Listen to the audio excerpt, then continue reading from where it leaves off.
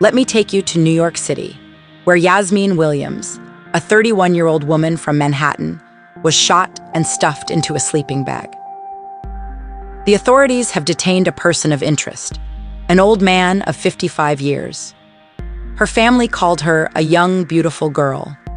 She lived in the Kips Bay neighborhood on the east side of Manhattan and had just landed a new job at the New York City Housing Authority. But all that ended when her lifeless body was found next to some trash on July 5th, 2024.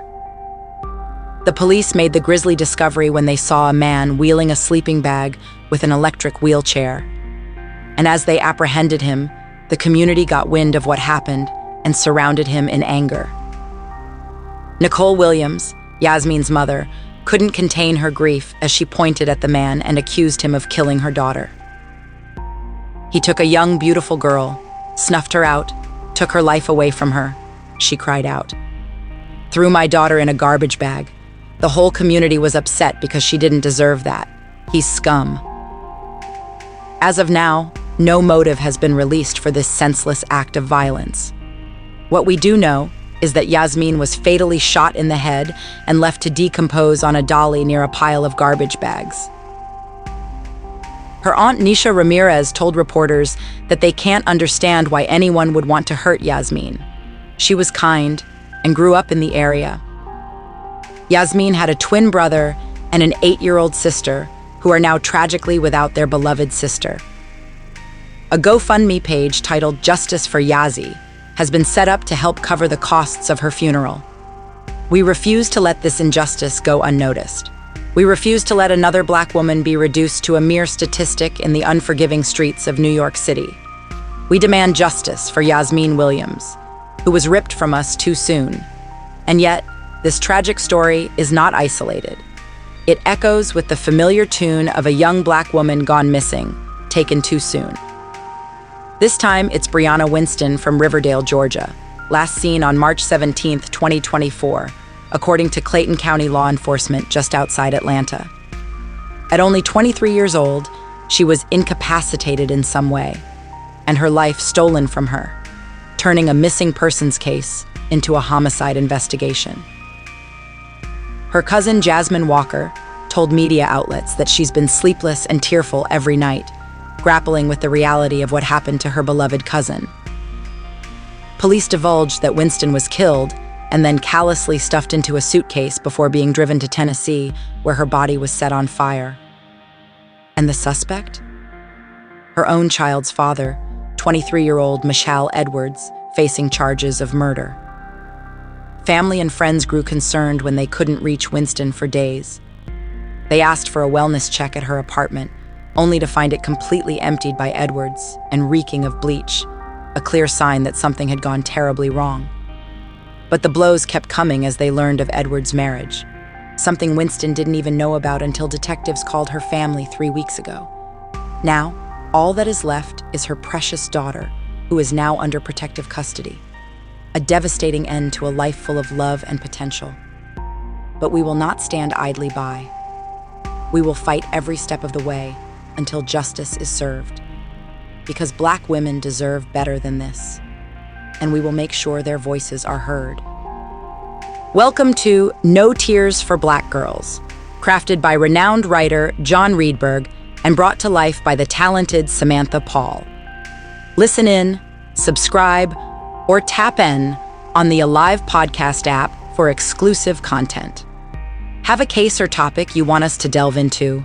Head to our website, notearsforblackgirls.com, or send us an email at notearsforblackgirls@gmail.com.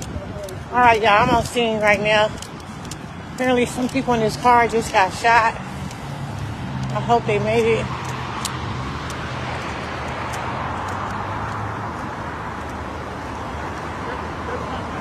Oh my God. Yeah, he in there, bro. You okay? Oh. They still breathing. It's a woman. Damn. She's still breathing. She's still breathing. Can we help her?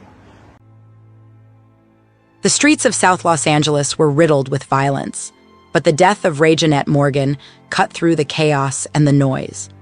As deputies arrived at the scene, they found her bleeding out in her Mercedes, a victim of multiple gunshot wounds. But instead of rushing to her aid, they stood by and watched as she took her last breaths. The family was left in shock and grief, seeking answers and demanding justice for their fallen daughter. Attorney Ben Crump and civil rights activist Naji Ali joined forces to fight for accountability and launch an investigation into the actions of the Los Angeles County Sheriff's Department. Ali demanded that Deputy Sheriff Robert Luna be held accountable for his inexcusable lack of action.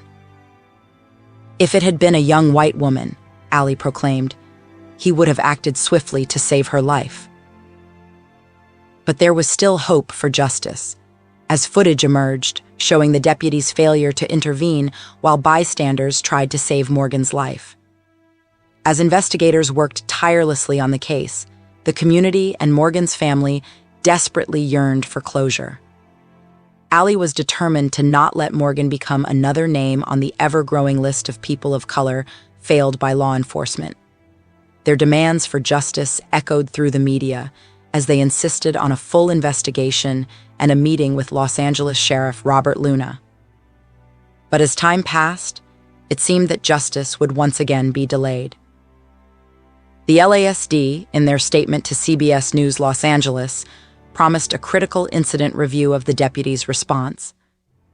Yet allegations lingered that he had failed to provide immediate medical attention, potentially saving Morgan's life. In an official statement released by the department, they extended their condolences to her family and emphasized their commitment to solving her murder. But witness Dionne Leslie's harrowing account revealed a different truth. In a press conference, she described how she had begged the deputy for help while he sat idly by, relaying the tragedy over the phone in a nonchalant manner. Outraged by his lack of action, Leslie declared that he must be held accountable for his inaction and go to jail for doing nothing.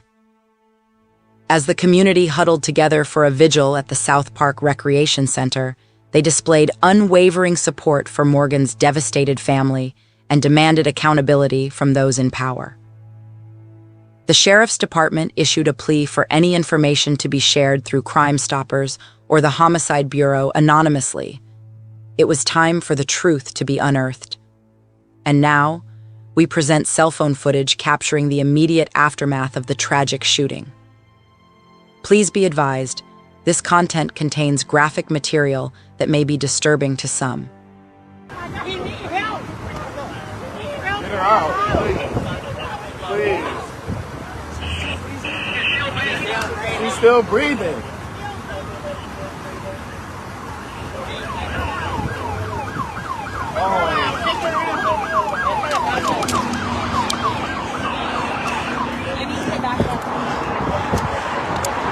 Please help her. Get her out. We need an ambulance. Call for an ambulance now. Please. Dionne M. Leslie shot this video shortly after the shooting ended and says she begged the deputy on scene to render first aid to Morgan. As the minutes ticked by with no aid from the deputy, Open the door. Leslie uses her shoe to break the window in an effort to get to Morgan. That officer, he should go to jail for doing what he did. Nothing. He sat there and chewed gum like it was fun. Morgan's family is now demanding LA County Sheriff Robert Luna launch an investigation into the deputy's failure to help the 22-year-old. And they've also hired civil rights attorney Ben Crump to represent them. The Sheriff's Department today released a statement saying it is deeply concerned about this case and is conducting a critical incident review of the entire incident, which will include the deputy's response, equipment, training, and tactics to determine if department policies and procedures were followed. The Sheriff's Department says Morgan was removed from the car and given first aid when other deputies arrived at the scene. But Leslie says that was several minutes later. So much time went past. Right. Maybe 7, 8 minutes. If you time the video, that's a long time for somebody who's already shot. Morgan's family now left with two soul-crushing questions. Who shot and killed their daughter? And why didn't the responding deputy do more to possibly save her? She did not deserve to die like that.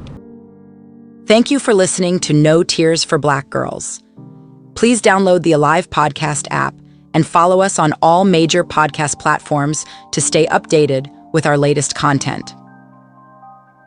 If there is a topic or true crime case that you would like us to cover, please send us an email at notearsforblackgirls@gmail.com or visit our website, notearsforblackgirls.com, and leave us a voice message through our contact page. And always remember, stay loved, stay blessed, and be safe.